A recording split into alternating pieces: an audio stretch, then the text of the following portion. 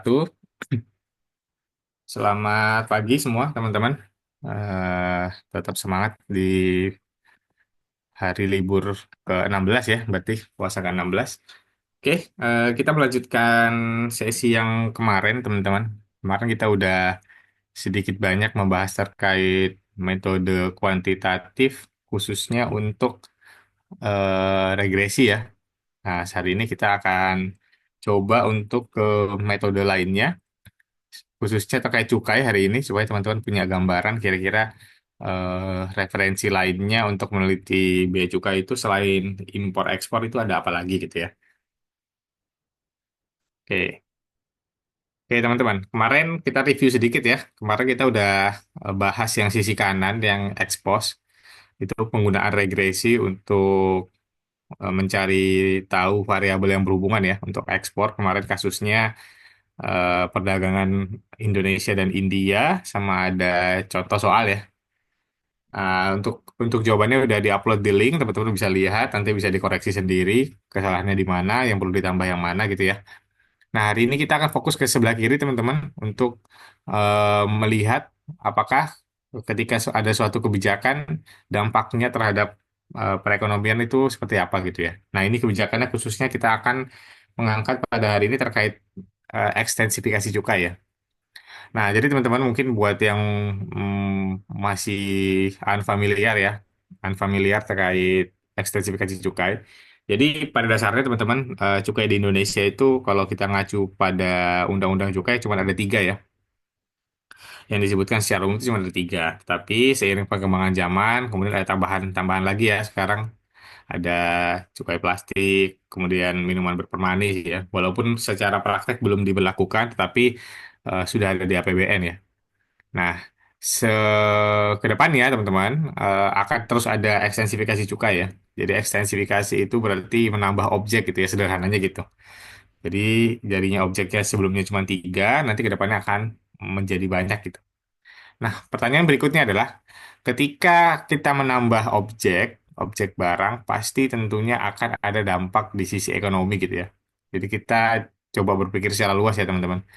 Ketika kita kenakan cukai berarti kan otomatis harganya bertambah ya. Harga bertambah berarti ada terjadi penurunan permintaan gitu ya. Konsep ekonominya kan begitu teman-teman. Jadi ketika ada penurunan permintaan, maka pasti akan ada yang terdampak.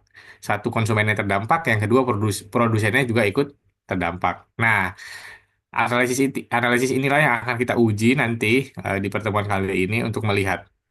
Nah, metodenya apa? Kita pakai paling sederhana aja, teman-teman. Nanti kita akan pakai input-output supaya teman-teman nanti bisa pelajari lebih simpel ya. Jadi nggak perlu pakai aplikasi, cuma pakai Excel aja. Nah, sebelum saya lanjut, saya mau nanya ke teman-teman supaya ini pemahaman kita jadi satu ya. Maksudnya pemahaman kita paham semua di awal supaya gampang untuk masuknya. Oh, kira-kira kenapa bisa seperti ini, kenapa bisa seperti itu ya. Jadi saya mau bertanya dulu ke teman-teman, nanti bisa dijawab ya. Silakan ada yang menjawab satu atau dua orang. Teman-teman kalau lihat gambar di slide, ini kan ada gambar roti ya. Ini bukan berarti jangan ngiler ya karena puasa ya enggak. Ini sebagai gambar aja buat teman-teman. Ketika ada eh, roti ya di depan teman-teman, coba teman-teman, saya mau tahu ketika ada roti di depan teman-teman, boleh nggak sih teman-teman menjelaskan industri apa aja yang terlibat dalam pembuatan roti? Ada mungkin yang mau menjawab atau apa saja yang dipengaruhi dalam membuat roti gitu? Boleh silakan teman-teman kalau ada yang mau jawab.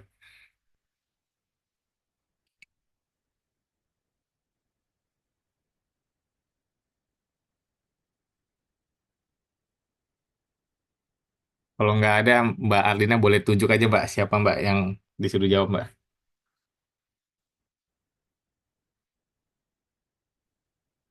Tinggal dituju aja nih, Kak. Nah, silakan silakan tunjuk aja. Pertanyaannya, kalau lihat roti, teman-teman kira-kira industri apa aja yang berpengaruh kalau kita membahas roti? Silakan silakan. Oke, mungkin dari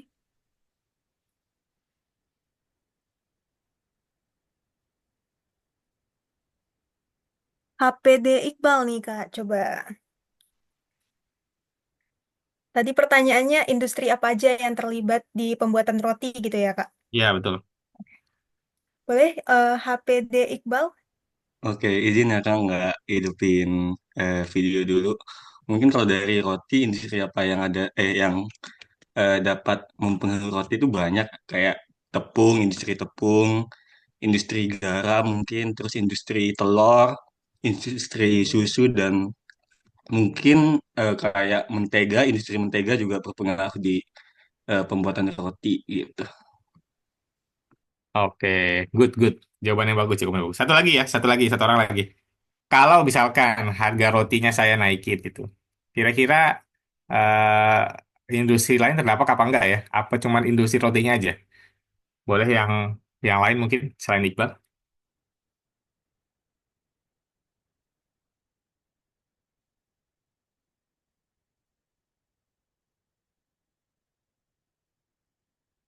Mau ditunjuk lagi apa gimana nih, Kak? Boleh tunjuk lagi aja.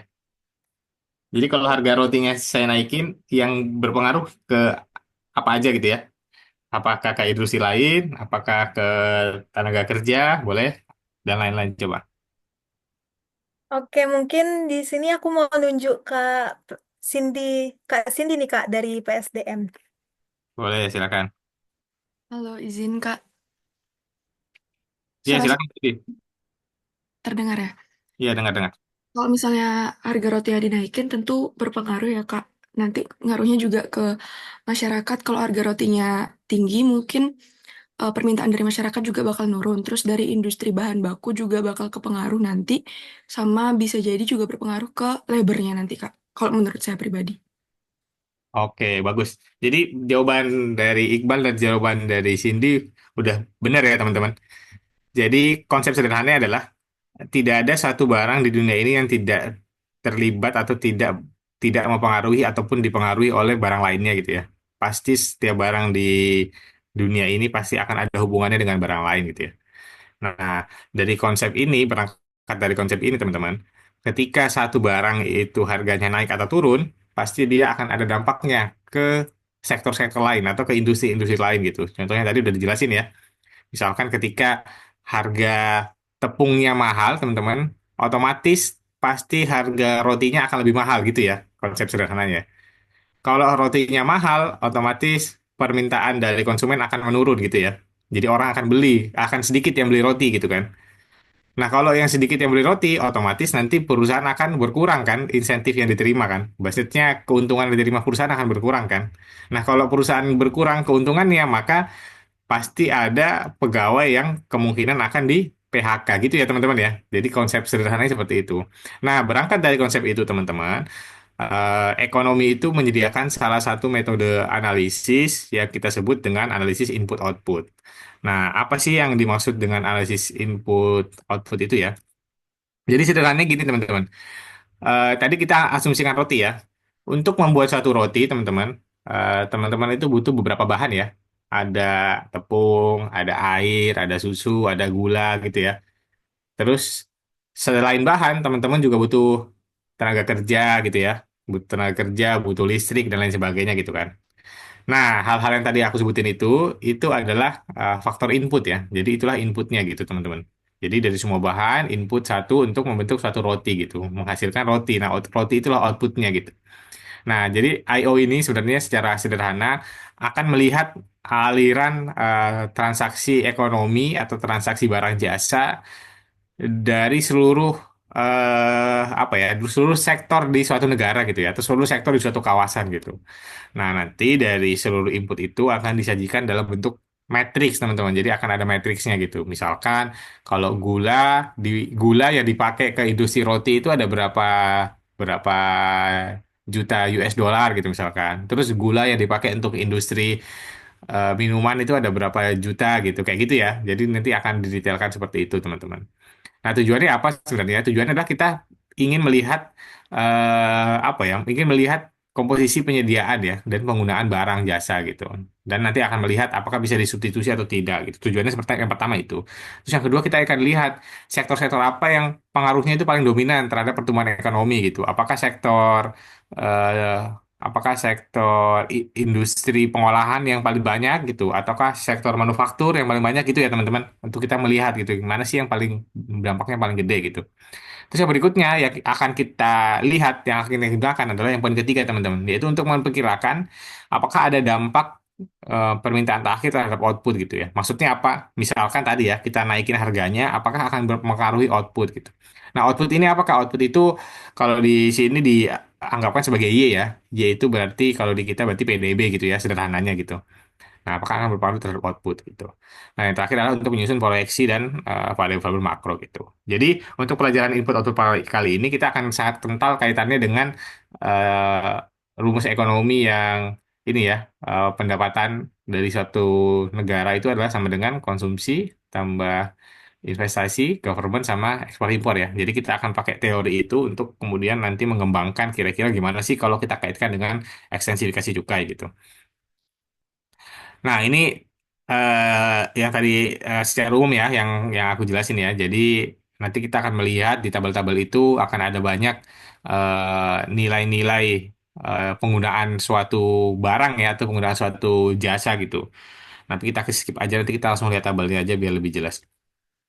Oke, jadi untuk tabel import output itu ada beberapa jenis teman-teman. Nanti kita pakai yang paling bawah ya, yang harga dasar. Kenapa pakai harga dasar? Karena harga dasar ini tidak dikurangi impor dan juga tidak dikurangi dengan margin-margin lainnya ya. Jadi ini benar-benar data keseluruhan gitu. Jadi biar lebih gampang melihatnya, jadi kita pakai yang paling bawah.